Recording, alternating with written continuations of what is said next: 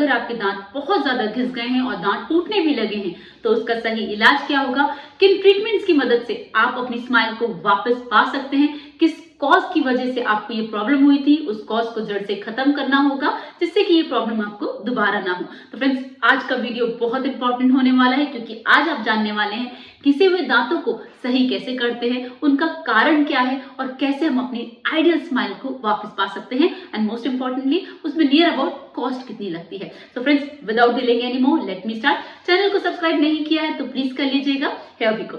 Hello friends, I am Dr. Pratibha, oral implantologist, laser specialist and periodontist. Friends, मैं Imperial Dental Gurugram India की founder और head surgeon हूँ और आज मैं आपसे बात करने वाली हूँ कि घिसे हुए दांतों को सही कैसे किया जाता है। उसके साथ साथ मैं आपको बताऊंगी कि उसका कारण क्या है, उसमें नियर अबाउट कॉस्ट कितनी लगती है। तो फ्रेंड्स, जो दांत घिसते हैं उसके 3 मेजर कारण होते हैं।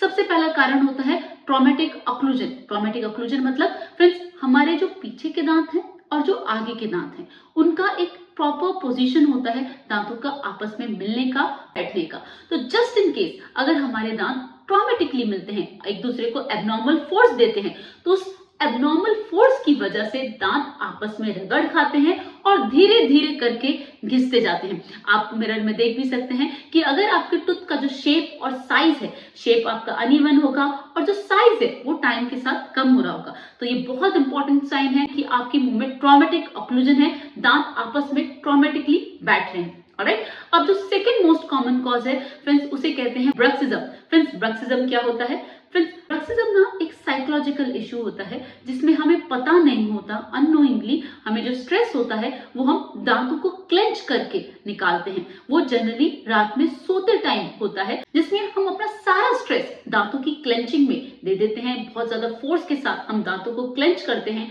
जिसकी वजह से दांत आपस में घिसते चले जाते हैं। ऑलराइट, उसकी वजह से फ्रेंड्स दांतों की जो नसें हैं वो भी एक्सपोज होने लगती हैं, आपको बहुत ज्यादा सेंसिटिविटी भी रहती है। तो फ्रेंड्स, ये कॉमन कॉज है दांतों के घिसने का। ये जनरली अडल्ट पॉपुलेशन में देखी जाती है जब बहुत ज्यादा स्ट्रेस होता है, कॉम्प्लिकेशंस होते हैं और वो सारा स्ट्रेस जब हम बाहर नहीं निकालते तो हम अपने दांतों पे निकालते हैं। सुबह उठ के देखते हैं कि जॉस में एक स्टिफनेस है, हल्का सा पेन है, जॉइंट में पेन है, तो फ्रेंड्स वो इग्नोर हो जाता है। लेकिन दांत जो घिस रहे हैं वो इग्नोर नहीं होते, वो धीरे धीरे करके दांतों की नसें खोलते हैं जिसमें हमें रूट कैनाल ट्रीटमेंट और फिर क्राउन प्लेस करने पड़ते हैं।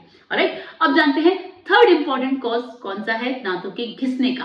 तो फ्रेंड्स, वो कॉज है हम जब बहुत तेज दांतों पे ब्रशिंग करते हैं, जो हार्ड ब्रशिंग हम दांतों पे करते हैं फ्रेंड्स, उसकी वजह से दांतों का जो इनामल है, आउटर सरफेस है, वो घिस जाता है। बहुत कॉमनली आपने देखा होगा जो लोग टोबैको चू करते हैं या स्मोकिंग करते हैं वो अपने दांतों को चमकाने के लिए, निकोटीन के स्टेन रिमूव करने के लिए बहुत तेज तेज ब्रशिंग करते हैं जिसकी वजह से इनामल घिस जाता है, दांतों की नसें एक्सपोज हो जाती हैं, सेंसिटिविटी होती है और दांत कमजोर हो जाते हैं जिसकी वजह से वो विद टाइम टूटने लगते हैं। तो फिर ये तीनों एक बहुत कॉमन कॉज हैं जब हमारे दांत घिसते हैं और ब्रेक होते हैं। ऑलराइट, अब जानते हैं इसका ट्रीटमेंट क्या होगा। तो फ्रेंड्स, जो तीनों मैंने कॉज बताए उन तीनों कॉज को हमेशा ध्यान में रखना है। अगर आपको इनमें से कोई भी कॉज ऐसा लग रहा है वो आप में है, उसको उसी समय रोकना है, अदरवाइज इससे ज्यादा दांत घिस गए तो फिर बहुत प्रॉब्लम हो जाएगी। ऑलराइट, सबसे पहले हम पता करेंगे कि जो आपके दांत हैं वो घिस रहे हैं तो किस वजह से घिस रहे हैं, तो हम उस कॉज को खत्म करेंगे जिसकी वजह से इन फ्यूचर आपको वो प्रॉब्लम दोबारा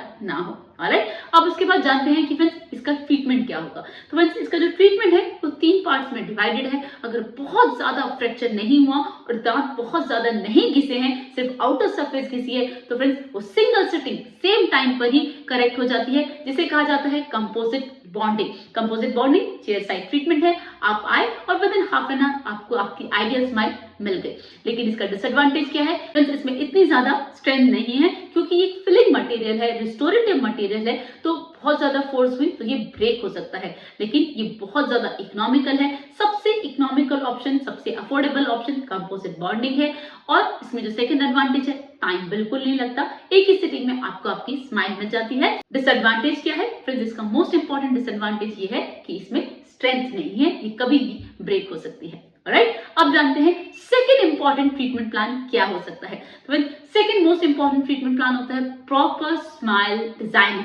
वो कैसे करते हैं फ्रेंड्स? अगर दांत बहुत ज्यादा घिसे दिए लेकिन दांतों का साइज छोटा हो गया है तो मैं कैसे डिजाइन करती हूँ वो मैं आपको बताती हूँ कि सबसे पहले मुझे चाहिए गम्स का कंटूर। आपके जो गम का शेप होना चाहिए वो बिल्कुल हेल्दी होना चाहिए। गम्स एकदम पिंक कलर के होने चाहिए, उसके अंदर कोई भी इंफेक्शन नहीं होना चाहिए। अगर आपके गम्स बोन बिल्कुल हेल्दी है, वहां पर कोई भी इन्फ्लेमेशन नहीं है, कोई सूजन नहीं है, कोई वहां पर स्वेलिंग नहीं है, तो फ्रेंड्स जो भी हम ट्रीटमेंट करेंगे वो लाइफ लॉन्ग कभी भी बिल्कुल दिक्कत नहीं करेगा। तो मैं कैसे ट्रीटमेंट डिसाइड करती हूँ फ्रेंड्स? सबसे पहले मैं आपकी फाउंडेशन गम्स और बोन और टूथ को बिल्कुल रिस्टोर करती हूँ, उसमें कोई भी इन्फेक्शन नहीं छोड़ती। तो जो हमारा बेस है वो जब परफेक्ट हो जाता है, proper shape of gums, proper bone, gums का कलर, अंदर इन्फेक्शन, टूथ में डिस्कलरेशन, वो सब कुछ खत्म हो जाता है। ऑलराइट, तो हम जब हमारा फाउंडेशन रेडी हो जाता है उसके बाद फ्रेंड्स अगर बहुत ज्यादा दांत घिसे नहीं है तो हम वहां पर प्लेस करते हैं वीनियस को। ऑलराइट, तो वीनियस के प्लेसमेंट से आपको एकदम आइडियल परफेक्ट स्माइल मिल जाती है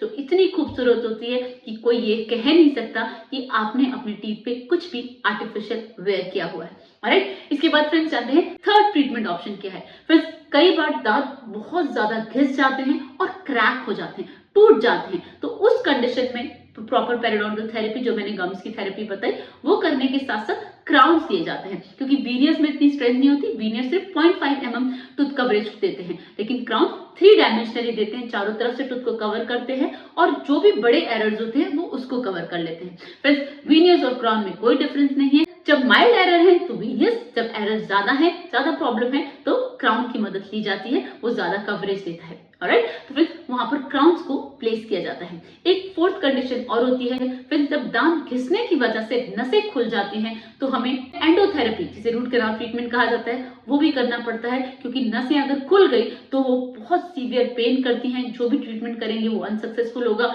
आपको क्राउन्स या वीनियस लगाने के बाद बहुत पेन होगा, तब हमें रूट कैनाल ट्रीटमेंट करना होता है। फ्रेंड्स ये तीनों ऑप्शंस हैं जब दांत बहुत ज्यादा घिस गए हैं या टूट गए हैं, इन तीनों की मदद से आपको आपकी आइडियल परफेक्ट स्माइल मिल जाती है और आपको कभी पता ही नहीं चलता कि आपके दांत घिसे थे या फिर कभी टूटे थे। तो फ्रेंड्स आज के लिए बस इतना ही। वीडियो में कोई भी डाउट लगता है तो मुझसे कमेंट सेक्शन में पूछ सकते हैं। चैनल को सब्सक्राइब नहीं किया तो प्लीज कर लीजिएगा। See you in the next video. Thank you so much. Don't forget to flaunt your beautiful smile, and that makes you so beautiful.